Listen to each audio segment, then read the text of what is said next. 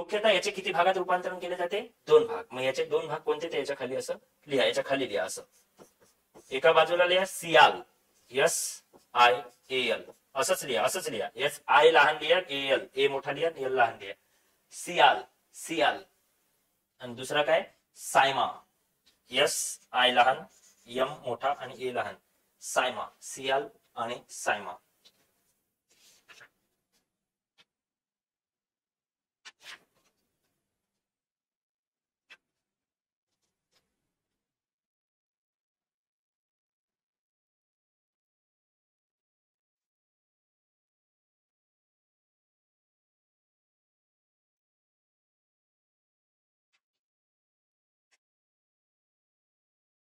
याला मेंटल म्हणतात मध्यात, मेंटल. मेझोस्पियर, मेंटल. आणि गाभा याला म्हणतात कोअर. काय म्हणतात? कोअर. ठीक आहे. Crust, mental, core. ठीक आहे. Crust, mental, core. कवच, मध्यावरण, गाभा. लिथोस्पियर, मेझोस्पियर आणि याला कोअर. ठीक आहे. याला आणखी काही एकतरी नाव आहे इंग्रजीमध्ये, असो बघू नंतर काय ते. काय सांगितलं तुम्हाला की भूकवचामध्ये जे असणाऱ्या शिलावरण किंवा कवचाचा जो भाग आहे याला 2 भागामध्ये विभाजित केले जाते. म्हणजे याच्यामध्ये 2 लेअर आहे. एक कशाचा लेअर आहे? सियालचा, सिलिका आणि अॅल्युमिनियम. सायमाचा, सियाल आणि मॅग्नेशियम. येत आहे लक्षात? हे त्याचे वैज्ञानिक नाव आहे, त्याच्या संज्ञा आहेत. तर सियालच्या खाली लिहा आणि मग सायमाच्या खाली काय लिहायचं ते सांगतो. सियालच्या खाली लिहा सिलिका आणि अॅल्युमिनियम. Silica plus aluminium. समोर लिहा हा वरचा थर आहे, हा वरचा थर आहे. सिलिका आणि अॅल्युमिनियम हा वरचा थर आहे.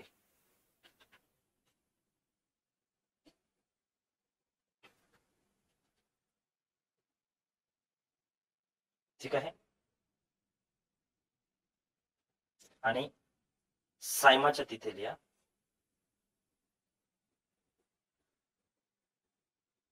सियालच्या खालील थराला, ऍक्च्युअली सायमामध्ये काय लिहिलं? सिलिका प्लस मॅग्नेशियम लिहिलं ना, सिलिका प्लस मॅग्नेशियम.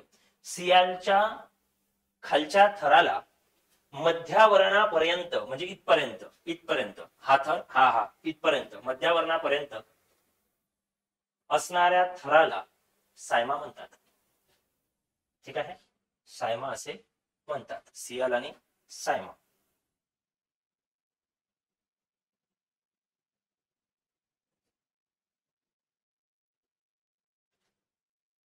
ठीक आहे. सियालच्या खाली लिहा साधारणतः, सियालच्या खाली साधारणतः भूपृष्ठावर हा थर आढळतो आणि सायमाचा खाली लिहा हा महासागरामध्ये आढळतो.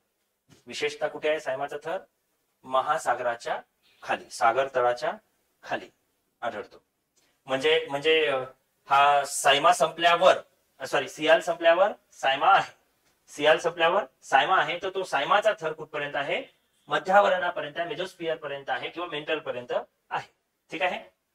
हे त्या लक्षात, मध्यावरणापर्यंत आहे. ठीक आहे.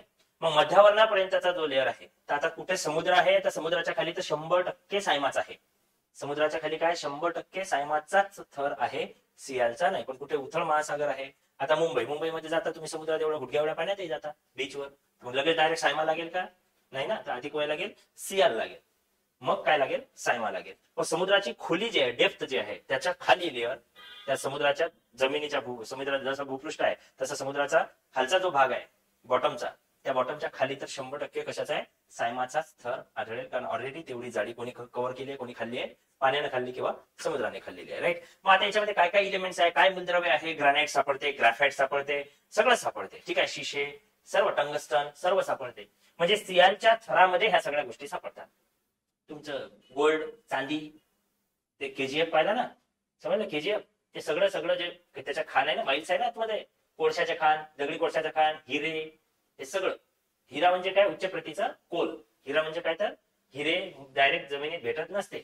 ठीक आहे. ते बनवल्या जातात तशा पद्धतीचे. ठीक आहे.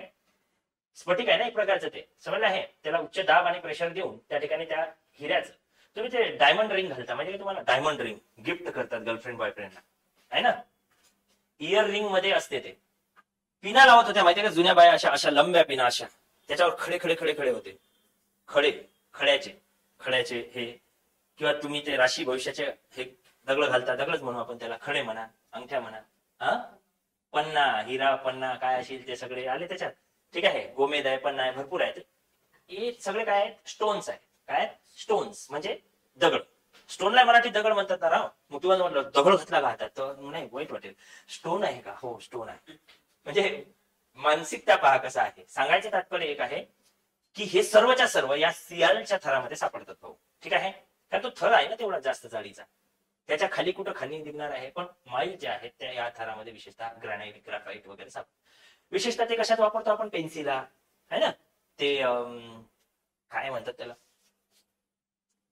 इलेक्ट्रिक पोल मध्ये ते फेज वापरतात, फेज. चिनी मातीचं म्हणतो की नाही आपण ते, तर ते चिनी माती त्याला आपल्या भूगर्भात सापडलेले तशा प्रकारचे स्टोन्स आहे. ठीक आहे, त्याचं बनवलेलं आहे जे विद्युत दुर्वाहक आहे. त्याच्या आतमध्ये फेज आहे, तार आहे, त्याच्या आतमध्ये करंट लावलं मरून जाईल तुम्ही. पण बाहेर हात लावला, फेज काढतो ना आपण, काही होत नाही. समजलं ना. किंवा ते तारा पाहिले का तुम्ही, तारा अशा तार जाते आणि ते कुठेतरी असे कब्बशी सारखं असते शिंगल, त्याला अशी तार गुंपलेली असते, आणि मग दुसरा इकडे त्याला अशी गुंपलेली असते किंवा त्याच्यातून टाकलेली असते. किंवा रेल्वेची लाईन गेली, त्याच्यात अशा गोल गोल भिंगऱ्या असतात, गोल भिंगऱ्या, त्या भिंगरीला करंट नाही लागत, वायरातून करंट आहे. समजलं. या ताराचा त्या ताराला स्पर्श होऊ नये म्हणून त्याच्यात असं काहीतरी टाकल्या जाते, ते सुद्धा विद्युत दुर्वाहक आहे. सुवाहक असलं तर ते जळूनच जाईल, वायराला वायर टच झालं की स्पार्क होईल ना. समजत आहे काय म्हणायचं. सांगायचं तात्पर्य काय की हे सर्व घटक हे सियालच्या थरामध्ये सापडतात. आता याच्या आणखी डेप्थ मध्ये जाण्याची मला आवश्यकता वाटत नाही कंबाईनला, त्यामुळे मी याला इथं थांबवतो. याच्यात आणखी डेप्थ मध्ये गेलं तर 1 तास नुसतं मी तुम्हाला शिलावरून शिकवू शकतो. कळत आहे काय म्हणायचं. म्हणून तुम्हाला सांगितलं की जेवढं पाहिजे तेवढंच भोजन घेणं चांगलं आहे, कामापेक्षा जास्त घेऊन काही फायदा नाही. समजत आहे ना. मगच तुम्हाला मग ह्याच्या नोट्स मध्ये हे आहे, खूपच डिटेल. अरे खूप डिटेल पाहिजेच नाही ना भाऊ एमपीएससीला. रे तर खूप डिटेल करता कशाला, कळत आहे काय म्हणायचं. मग खूप डिटेल जर पाहिजेच नाही तर तुम्ही घेता कशाला, हा एक महत्वाचा मुद्दा आहे. करू उतना जितना चाहिए, संपला विषय. हे एवढंच माझं ध्यानात ठेवा तुम्ही आयुष्यभर. तेवढंच करा ना जेवढं आयोगाला पाहिजे. पण हे तुम्हाला आजच्या तारखेत कळलं पाहिजे की आयोगाला काय पाहिजे. हेच नाही कळलं, करो उतना जितना चाहिए, बस उतना ही चाहिए, बैठो घर पे आराम करो, फेलियर येईल ना मग. समजलं नाही का. तुम्हाला संधी चांगली भेटली, कंबाईन परीक्षा पुढे आहे, जरा टाइम आहे. आणि मी तुम्हाला काल कहाणीच पूर्ण सांगितली की निवडणुका ची तारखा, जागा वाटपाची चर्चा चालू आहे. काल छगनरावने जरा दुसरं हे केलं की राष्ट्रवादीला एवढ्या मिळालाच पाहिजे, अजित पवार गट म्हणजे महाविकास आघाडी. आणि इकडे काय काय नाही ना रे भाऊ, 2च आघाड्या आहे ना इथं. उद्धव बाळासाहेब ठाकरे गट, शरद पवार काँग्रेस हे इकडं, आणि इकडे हे तिघं शिंदे बीजेपी आणि मनसे विनसे, त्याला काय करतील त्यांचं त्यांना माहित. पण ह्या 2 आघाड्या, या 2 आघाड्यात जागा वाटपावरूनच बिघाडी होण्याचे चान्सेस जास्त आहे. कारण 3 तिघाडा काम बिघाडा असं म्हणतात, तसं ते भरपूर जण एकत्र आलेले आहेत. हौशे नवशे गौशे, कायसाठी, सत्तेच्या लालचे पोटी. कशासाठी, सत्तेच्या लालचे पोटी. त्यामुळे तिथे गडबड होणार आहे. निवडणुकीची ती संधी आहे, त्यामुळे तुमच्या परीक्षेच्या मेन्सला तुम्हाला खूप वेळ भेटेल. म्हणून जे पोरं प्रिलिम्स काढतील ते 1001% मेन्स काढतील. कारण मेन्सला 2 नाही, लँग्वेज आहे इंग्लिश मराठी, आणि हे जीएस आहे. समजत आहे. थोडंसं काहीतरी चेंज आहे, तेवढं आपण करू. समजत आहे काय म्हणायचं. त्यामुळे संधी आहे, चान्स मारून घ्या, पुन्हा पुन्हा चान्स येत नाही. झालं. आता या मध्यावरणाचा थर, याच्यामध्ये काय आहे ते पहा. ठीक आहे. मध्यावरण यालाच म्हणतात प्रावरण.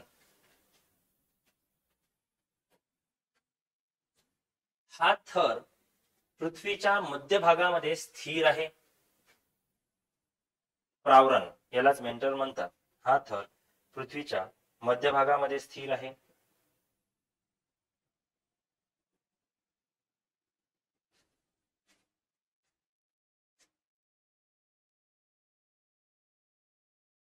याचा विस्तार 33 ते 2900 km. गेले खाली आता डायरेक्ट. काय नाव आहे तुमचं, कशी का. इथून चाललो आपण भूगर्भामध्ये. किती जायचं आपल्याला, 6371 km. तेव्हा आपण कुठे जाऊ, गाभ्यात, म्हणजे जमिनीच्या मध्यभागात, म्हणजेच गाभ्यामध्ये, म्हणजे कोअर मध्ये जाऊ आपण. ठीक आहे. आता आपण कोअरच्या अलीकडे आलो, अर्ध्यात आलो कोअरच्या. मग अर्ध्यापर्यंत, म्हणजेच आता तुम्हाला सर 33 मधात कसं काय घुसडून राहिले तुम्ही, इथं तर 40 सांगितलं. काही ठिकाणी आहे ते, काही ठिकाणी 40च्या वरचा लेअर मध्यावरण म्हणून ओळखला जातो, काही ठिकाणी 40च्या खाली. म्हणून ऍव्हरेज काय आहे तर 33 km in an average to 2900 km. काही पुस्तकात थोडं वेगवेगळे दिलेलं पाहायला मिळेल, जास्त टेन्शन घेत बसू नका. ठीक आहे. 33 ते 2900 किलोमीटर हा याचा काय आहे, विस्तार आहे. म्हणजे जरा विस्तार जास्त झाला म्हणजे नॅचरली पृथ्वीच्या हे 0.5% आहे हे जास्तच असणार आहे. हे 0.5% आहे ना एकूण पृथ्वीच्या आकारमानाच्या, हे जास्त आहे. ठीक आहे, मग ते नंतर सगळं लिहिणार आपण. लिहा सध्या. पृथ्वीच्या भूपृष्ठ भागापासून, पृथ्वीच्या भूपृष्ठ भागापासून म्हणजे सरफेस पासून ज्याच्यावर आपण उभे आहोत इथून 80 किलोमीटर ते 2865 किलोमीटर, 80 किलोमीटर ते 2865 किलोमीटर खोली आहे याची, डेप्थ 2865 किलोमीटर डेप्थ आहे. पृथ्वीच्या आकारमानाच्या, तिसरा पॉइंट, हे 80% आहे. समजलं रे भाऊ? सर्वात मोठा पृथ्वीच्या आकारमानाच्या कोणता आवरण आहे? उत्तर मध्यावरण, प्रावरण, मेंटल. ठीक आहे, पृथ्वीच्या आकारमानाच्या किती टक्के? 80% आकारमान आहे. सर्वात जास्त झालं ना मग हे. ठीक आहे, पुढे लिहिणार आपण. ठीक आहे, या प्रावरणातील म्हणजे याच्या आवरणाचे दोन पार्ट पाडले आपण. याचे किती पाडले? 2. सियारचा पहिला लेअर, मग खाली सायमा. ठीक आहे, म्हणजे याचे 2 भाग, तसेच याचे 2 भाग. या आवरणाचे मुख्यतः बाह्य भाग म्हणजे बाहेरचा हा सियामिक, बाह्य भाग हा सियामिक, तर अंतर्भाग हा म्हणजे त्याच्या खालचा भाग, अंतर्भाग हा सिलिकाचा बनलेला आहे. सिलिकाचा बनलेला आहे.